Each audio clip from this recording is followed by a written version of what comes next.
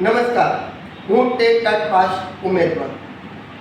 આવનારી 17/9/2024 દિવસે ભારતના માનનીય વડાપ્રધાન નરેન્દ્ર મોદી સાહેબનો જન્મદિવસ છે અને આ જન્મદિવસ નિમિત્તે ટેટ પાસ ઉમેદવાર ઈશ્વરને એવી પ્રાર્થના કરે છે કે હે પ્રભુ, આ વડાપ્રધાનને ખૂબ જ લાંબુ આયુષ્ય આપજો.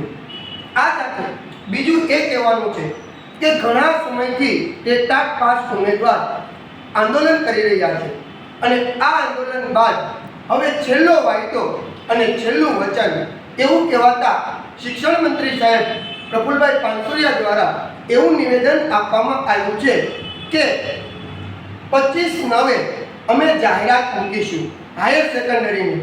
તો સાહેબ, મારી પાસે કેલેન્ડર છે. આજે હું કેલેન્ડર દ્વારા બતાવું છું કે આ સપ્ટેમ્બર માસની અંદર 25 તારીખ અહીંયા આવે છે. સાહેબ, 25 તારીખ અહીંયા આવે છે. આ 25 તારીખને બુધવાર છે. જોજો સાહેબ, આજ 25 તારીખની વાત કરો છો ને, આજ સપ્ટેમ્બર મહિનાની તમે વાત કરો છો ને, તો 25 તારીખે ચોક્કસતાથી અમને વિશ્વાસ છે કે તમે અમારી જાહેરાત મૂકી દેશો. સાથે સાથે એ પણ કહેવાનું કે સાહેબ, તમે 10/10 માધ્યમિકની જાહેરાત મૂકવાના છો, તો ઓક્ટોબર માસમાં 10/10 તારીખ સાહેબ અહીંયા આવે છે.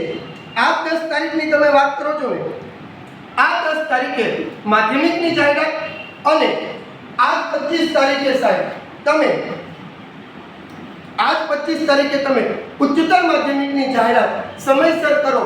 એ માટે અમે ટેટ પાસ ઉમેદવાર તમને નમ્ર અપીલ અને વિનંતી કરીએ છીએ.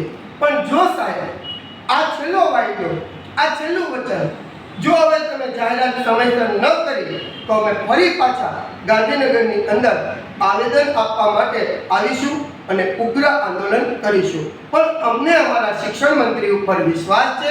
25/9 ઉચ્ચતર માધ્યમિક અને 10/10 માધ્યમિકની ચોક્કસતાથી જાહેરાત આવી જશે. અસ્તુ.